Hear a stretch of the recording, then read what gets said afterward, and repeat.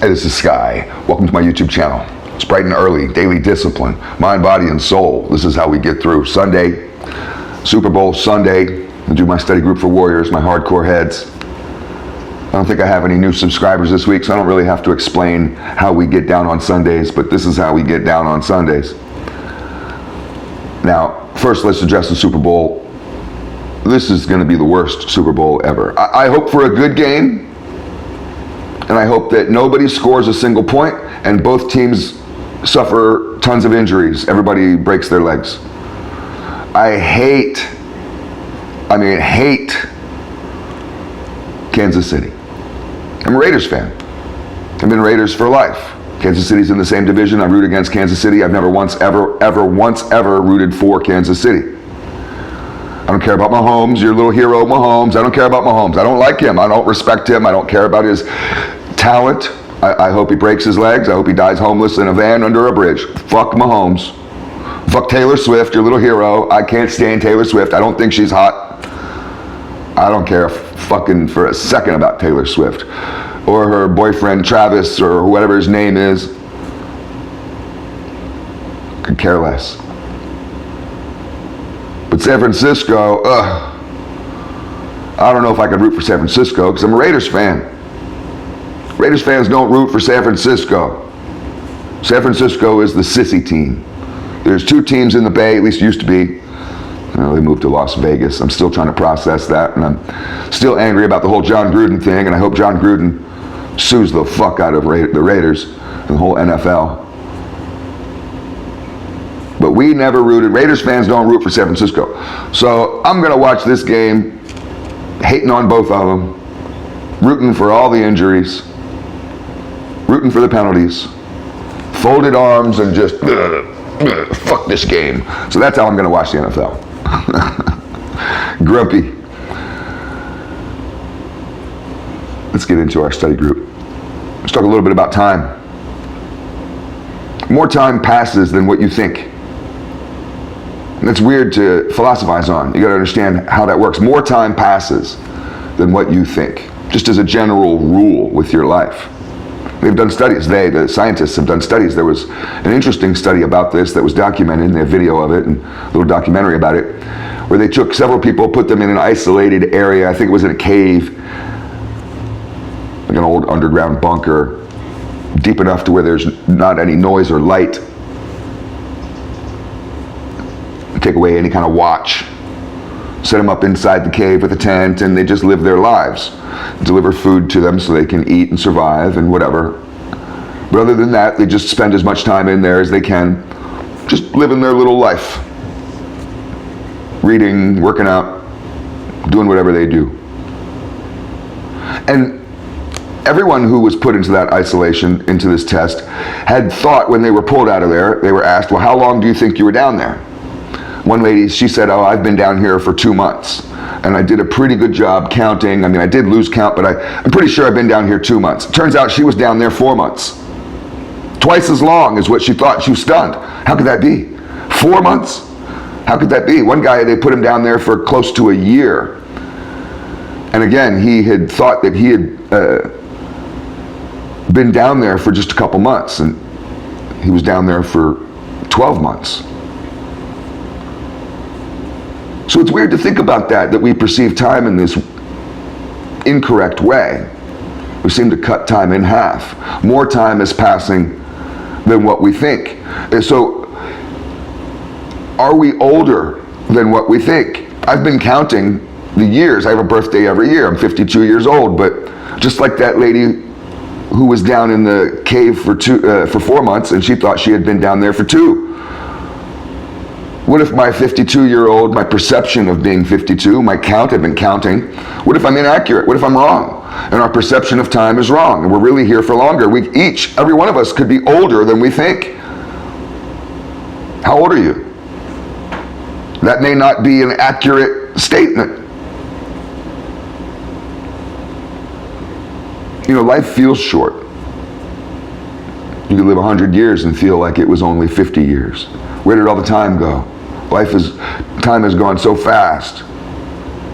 And life feels short if you're only living half of it. If 4 months goes by and you only think 2 months went by, you only lived half your life, right? Why do we do that? Is that a part of our survival? Are we intentionally blocking out the world for some reason? I mean, we actually are. We are blocking out the world. We blink a lot. And if you count up those blinks, it's just a flash of a second. But it's a flash of a second of blackness, of darkness. And when you really notice those blinks is if you're going very fast, say for example on a motorcycle or in a car, if you're going over 100 miles an hour and you're really tucked on that bike and you're just pumping it. Every blink you're going to be going hundreds and hundreds of yards.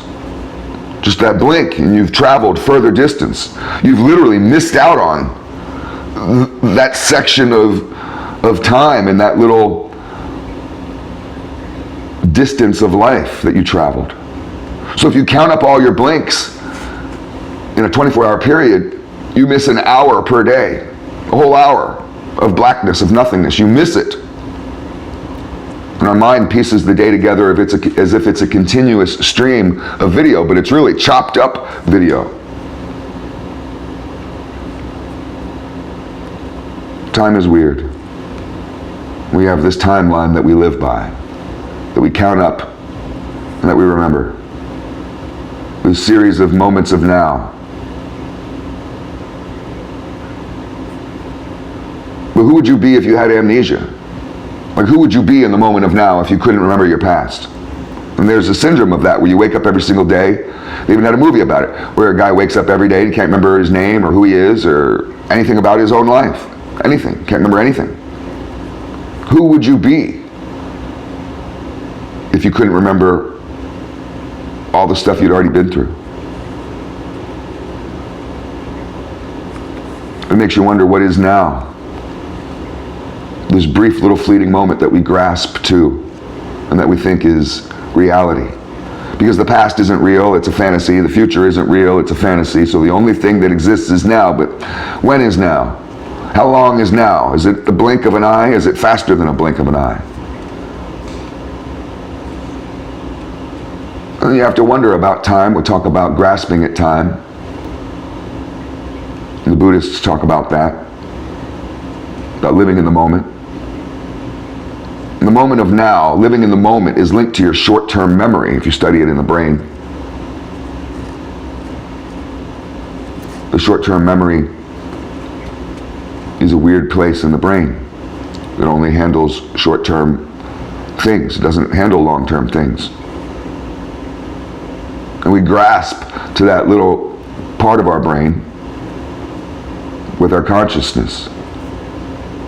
But if you study Buddhism, grasping is a form of attachment. Attachment is suffering. Is living in the moment. Therefore, if you follow the philosophy, would the Buddhists be wrong? Is living in the moment, according to the Buddhists, just an aspect of grasping? Do they have it wrong? We talk about Taoism and the concept of Wu Wei, go with the flow. How can you go with the flow if you're grasping at the moment? If you're living in the moment? Isn't living in the moment grasping at this brief little blink of an eye? You think that's the only thing that's real, right? Is that one little moment, this moment of now.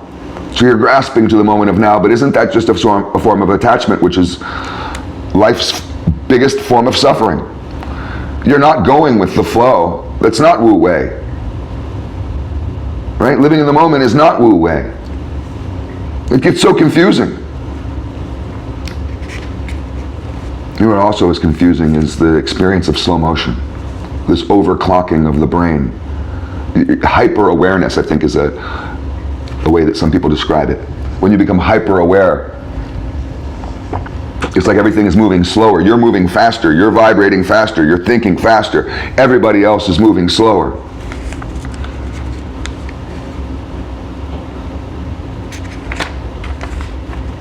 Sometimes you could experience something and it feels like it was in slow motion. Time is a weird thing, because time moves differently for all of us. Me and you could sit in a room together and watch the clock, and time will move differently for both of us. And who's right? Am I right, or you right? Or is it just subjective? And I think that there's that game between our own perception of time and then the reality of time. The core of the earth is 2 years younger than the crust. That's a scientific fact. People who live on top floors of tall skyscrapers age quicker than those who live on the ground floor. It's also a fact. Time is different depending on your relative distance to the earth. You know, the stars that we look at the night sky, we look up at the stars. Those stars have already exploded. They're gone. You're looking at illusions. They're not there. I mean, they were, but it just takes so long for the light to travel to you. So by the time you see it, and what you think is real, I'm looking up at the night sky and the stars, right? You look up at it tonight and you think you're seeing stuff that's there, but it's not there. Those little balls of light have already burnt out.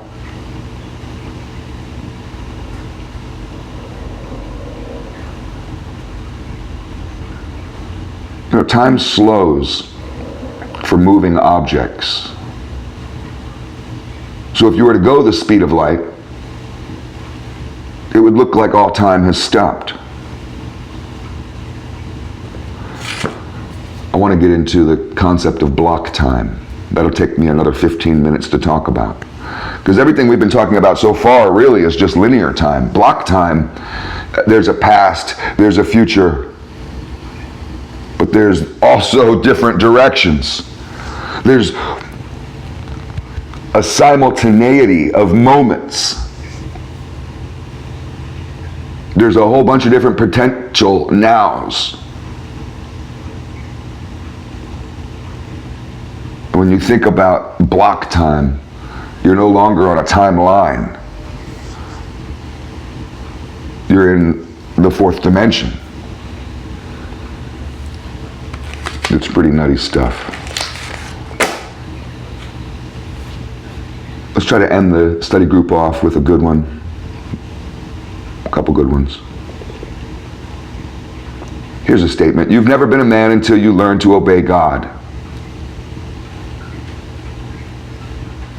I've also heard that you've never been a man until your father dies. A buddy of mine's father just died, and I'm not going to say that to him right now because he's hurting. But I remember when my father died. I was 20.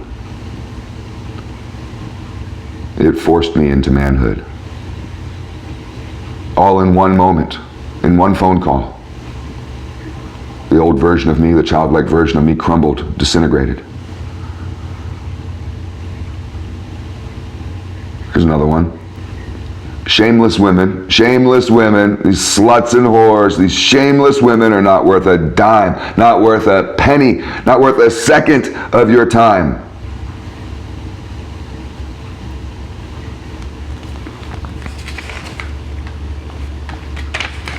We'll end it off with some advice that I already put up on the channel here, just as a comment. Remind yourself why you left. You might be thinking about going back to her. Oh, you found her on Facebook and now you're talking on the messenger. Remind yourself why you left her. Remind yourself why that relationship broke up. You might be thinking about going back to the old block where you grew up. Maybe life hasn't really been working out so well these days. It's hard for everyone, and you're thinking about trying to go back to a more nostalgic time. Let me cherry pick through my past of a fantasy, of an old memory, and try to recreate that. Remind yourself why you left. Why did you leave your hometown? Why did you move from the town you grew up in? Remind yourself why you left before you start plotting to move back. You're not going to recreate high school. I tried, it doesn't work. I had to remind myself why I left the gang world. I found myself in a conversation with a dude. We were talking about the old days. He's from the set that I was involved with. And we had a pleasant conversation, as if those days was like some kind of Norman Rockwell nostalgic past. Oh, it was so great. Everybody was so great. I remember thinking later that day along those same lines about just kind of missing those days, the good old days. And I had to remind myself why I left the gangs. I was deeply unhappy. I really, really was unhappy with that lifestyle. So remind yourself why you left before you start plotting on going back. You can't go back. Never go back. We're only moving forward towards our greatness. Sunday Study Group for Warriors. Have a good one.